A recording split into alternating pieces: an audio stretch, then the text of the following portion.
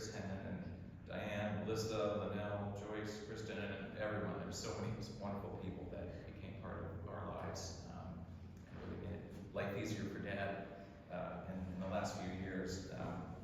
So I'm gonna, in my remarks here, I'll refer to Dad as Neil Barnett occasionally for two reasons.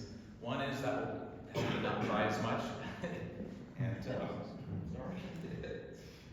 Also because everything I say about Neil applies to him not just as a father, but as a person, because he really didn't live two different lives. He didn't present a different face to the world. He was, I think, all the wonderful things that we knew about him, you all knew too. So let me start by saying one very small blessing of dementia is that you have more time to say goodbye. So maybe in the last 5 years, Dad kind of slowly left us. But for that reason, there's no unspoken words. There's nothing I need to say to Dad that I didn't say. He knew I loved him, and he told me he loved me and all of us. So I'll call that a blessing. And I know my mother and my brothers feel the same way. And I trust all of you do too. So instead, I'm going to talk about kind of the ripples that Dad left on the world. He loved sailing, so I thought the water analogy is appropriate. And he had a very gentle way that affected all of us, and I'll kind of walk through some of those, the impact he had on all of us in his way. For the record, he was born in Potsdam, New York, in 1935. He was raised without his own father, who died when Dad was only 2.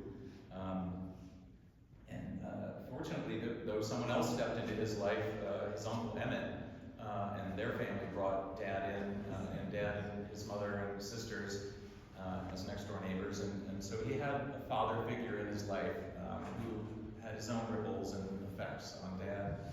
And I think many of the things we all loved about Dad were probably from Uncle Emmett, and in turn all the way back. He was the only boy in the family, and he was adored by his 3 sisters. He had an older sister, Sophie, and Adele, and Dad was born, and then his younger sister, Teddy. And they just adored him, as did his mother, Isabel. So he had a very happy childhood there in Potsdam, and they later moved to Rochester. I think the only little challenge for him was he had a birth injury, you may know. His right arm was always a little, he had trouble turning it over because of this birth injury, and that probably kept him out of football and maybe the army. But he never complained about that when we were kids. It was never, oh, my arm's in the way. And from what I understand, it really didn't get in the way of his life. He didn't let things like that, get him down. He talked about that. As quoted him as, if you face a setback, don't see the world as unfair to you, and see what you can do with it. And that's how he approached everything. He met my mom, Judy. I think he was 24, 25 years old in Chicago, where Mom's from, and they started a 64-year-long love that never ended. And together they raised us four boys, and they navigated through 7 moves. Dad worked, we'll talk about in a minute, for Procter & Gamble, P&G, which really stands for pack and go. Because here's a new job, but it's in another city. And he was in manufacturing and a manager, and as he was promoted, they would give him new opportunities, which meant we had to pack and go every 2 or 3 years, for many years. I was in 11 different schools, and for some people, all of that might seem like a tragedy or a hardship, but it was wonderful for our family. I think partly Mom's resilience and ability to get us all organized and help us integrate with each new community. But it shaped our lives. That fact that we were able to move also meant that it brought us together more, because we were the only people that we knew in each town. And so we got to know some new folks.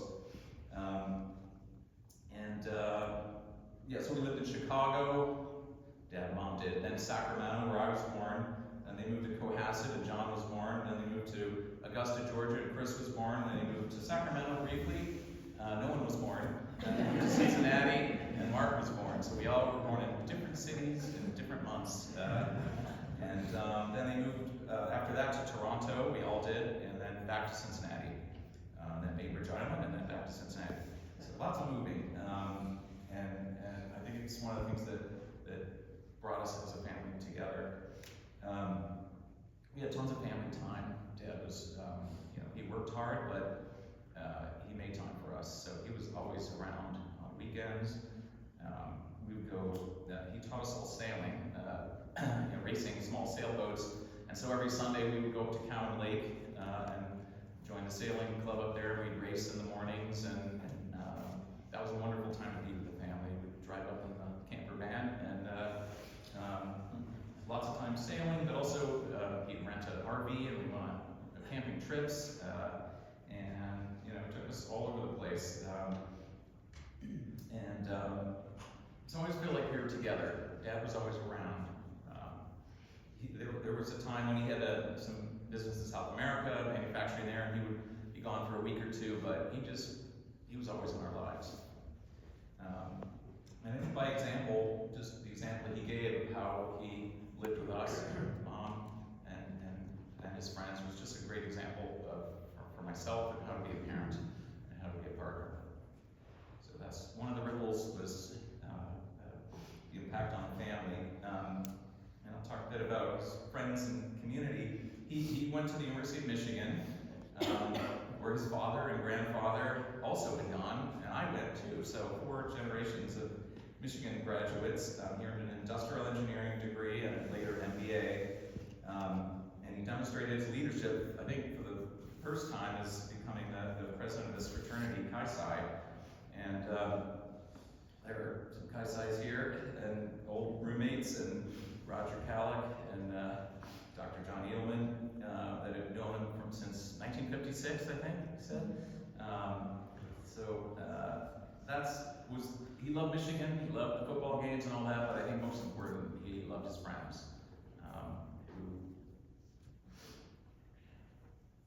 who became a big part of our lives. He made a group of lifelong friends there, like that we would see. We would go on summer camp at Camp Michigania together. They went on boating trips and traveling to Europe and all sorts of things, and that was inspirational too, just to see that relationship with friends. Both his buddies from school and their wives and their families all became part of our lives as well.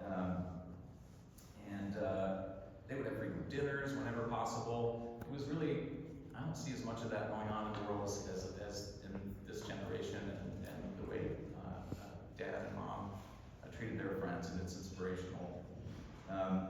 And they would also obviously go up to Ann Arbor to the big house to see Michigan games and cheer on the Wolverines. So growing up, we always felt surrounded, I think, by this community of friends that Dad brought together, and Mom. And the other thing I noticed, there was no drama, there was no gossiping, there was no meanness. They were just warm, good friends. And I think it's the nature of Dad on some level, but also the friends that he chose. That again, this is how life should be. As far as a community member, Dad was he was a Boy Scoutmaster down in Glendale. I was a Cub Scout and a Boy Scout, and we all kind of went through those programs. He served also as I also coached baseball sometimes, soccer. He was not a sporty guy himself. He just loved sports. He didn't play a lot of them, but he was a great coach, and he drove my brothers to zillions of hockey games and soccer games, and he was always there. And then he was also volunteered for 20 years. Then was the vice mayor of this town of Glendale, and tackled some complicated. I think they gave him the engineering problems, so he worked on fixing the water systems and all sorts of nerdy things that as I'm older, I'm also interested in water utilities and genetic. How does it work? How do they get the water? How does the sewage get out? Dad helped deal with all that. There were some complicated changes there. And even when they moved to Bainbridge Island later, he was involved in some waterfront issues, and so he was involved in his community, not just friends and family, but the broader community.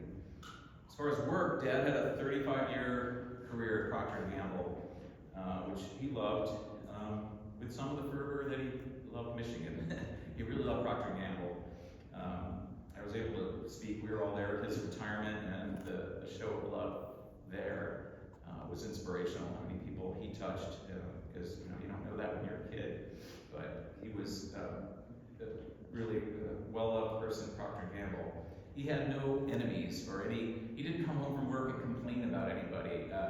There might have been some people that made him grumpy, but he didn't come home and lay that on us. And as I said, he didn't have two sides to him. He didn't have a work face and then come home and be dad. I think he was the same person in both places, and he did the work required to make sure that there wasn't that kind of drama at work.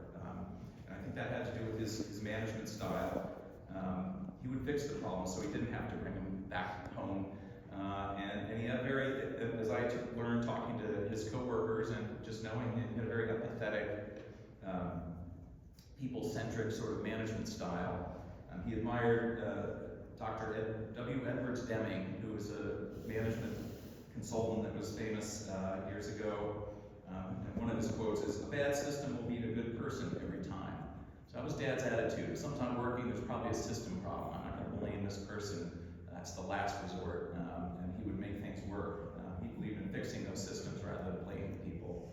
I just never heard him talk that way. Maybe Mom did occasionally, but I just didn't live that way. And I think that takes, effort to make sure you're not even having those thoughts. If you can think the best about people, you're going to bring the best out of those people. That was his attitude.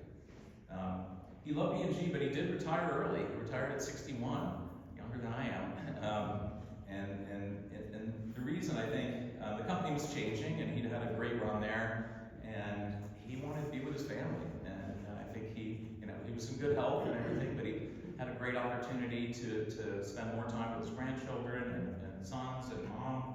And so I'm really glad he did that. So at 61, he retired, and they moved to Bainbridge Island in Washington State, near Seattle, where John and Chris were working at the time. So that was the excuse to go out there. But they also found a lovely place right on the water, and had many, many wonderful years in Bainbridge, where we would all visit with our kids. And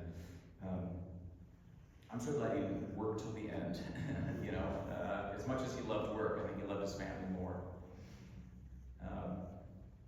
So he was able, therefore, to get to know all 8 of his grandchildren really well. We visited many times. He would go to all the games with Charlie and Nick and Jack and all the kids. His 8 grandchildren are Olivia, Willa, and Ryan, Sam, Audrey, Jack, Nick, and Charlie. And I know I speak for all of them that they loved him as much as he loved them. He would go to ballet games, baseball games, musicals, endless musicals. My daughter was and we were able to take trips together. He and Mom went to summer camp with my family. So he would spend time, weeks at a time. We were able to be with him, even later in life, which was a real gift. Another quote of Dad's is, "Given a choice, I'll spend time with the children over almost anything else." I think he meant that. So finally, I just want to talk about kind of what Dad was like, how I remember him. There are a lot of ways to make an impact on the world and create ripples. Some are disruptive and some are not. Dad had a very gentle way, as I said. And so I want to remember some of these things that are special about him. One is that he just had an easy smile.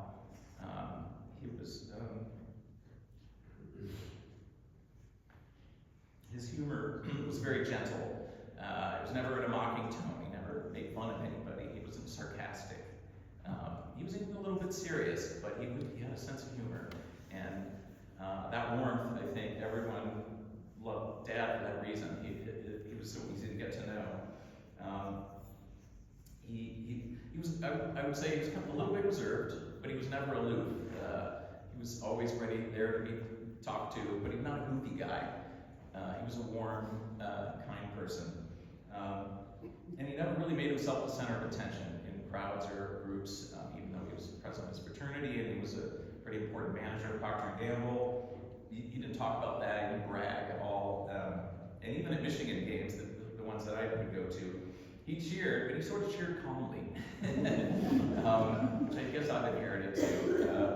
And so he had enthusiasm, but again, he just didn't want to make himself the center of attention. And instead of that, he asked people a lot of questions. He was very good at drawing people out.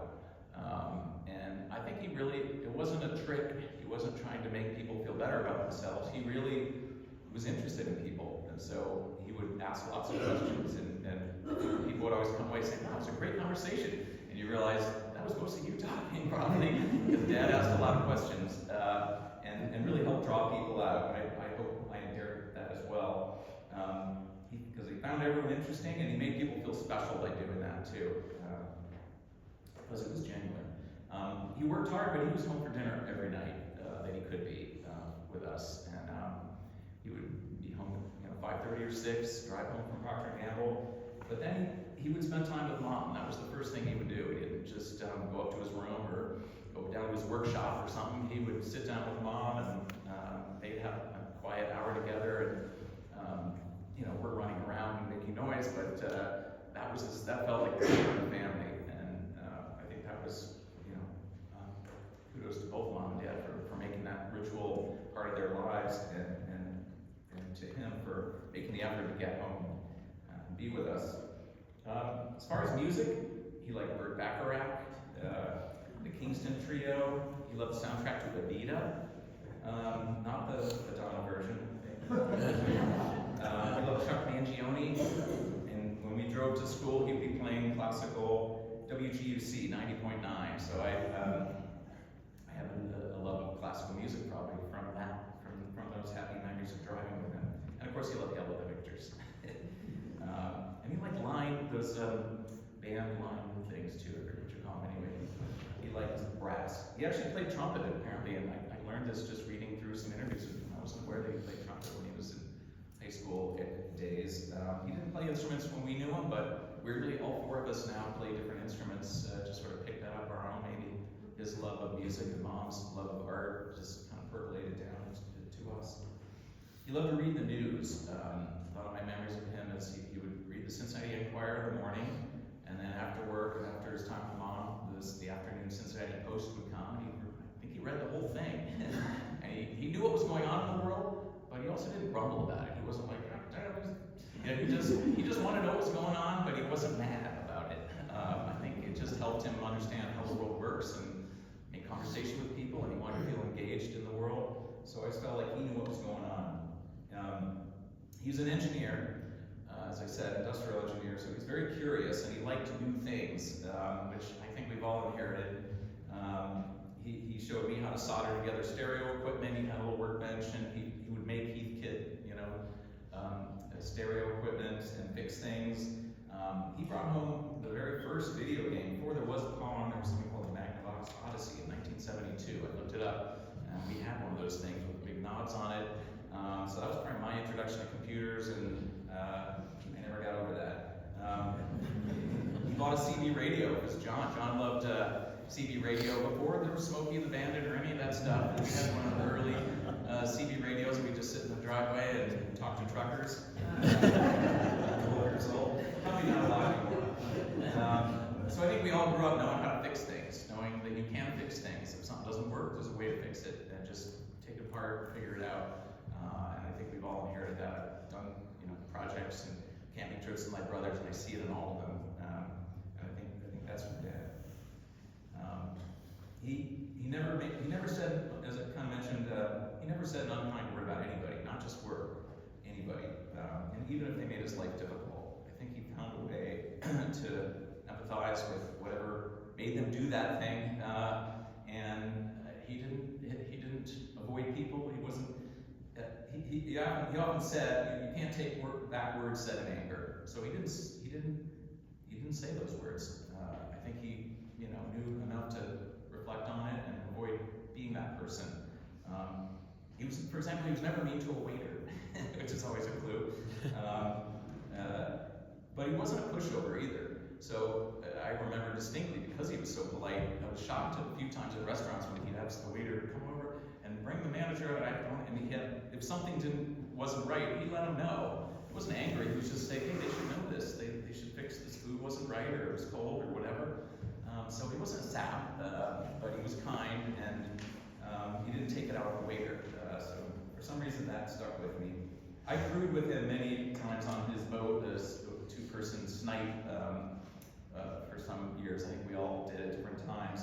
And so that's a good time to see if someone's ever angry when we're skippering a boat. And he never yelled at me, He's like, pull that in. He would, tell me to do what I needed to do if I wasn't paying attention. But he'd never get mad, or if we lost the race, throw something out of the boat.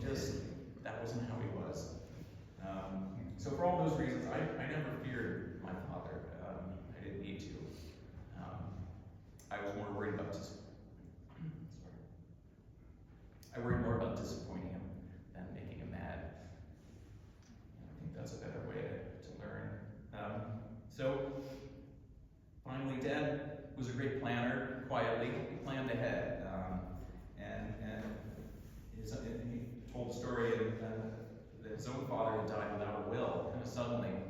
And that was just chaos for his mother and family. And I think he knew, I'm not going to let that happen to me and my family. So when his abilities were diminishing, maybe 8 years ago or so, he took all the right steps to hand the reins to my brothers and me, so we could help he and Mom, and didn't have any weird pride or shame about any of that, and we were happy to do it. So that, I think, made all of this a lot easier, and helped let us find a wonderful team of people that were able to help Mom and Dad and move them here. So eventually he saw it was time to leave even Bainbridge, which they loved so much, on the water, but he knew it was time to return to Glendale, where we lived so many years with Mom, and that let him be near, to come to this place, Maple Knoll, and be near so many friends that they'd known for many years living here in Cincinnati, and be near Mark and Jill's wonderful family, and go to their games, and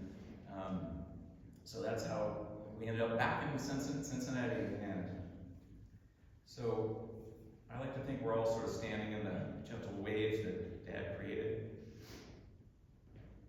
And the best way I can honor him is to try to be like him whenever I can.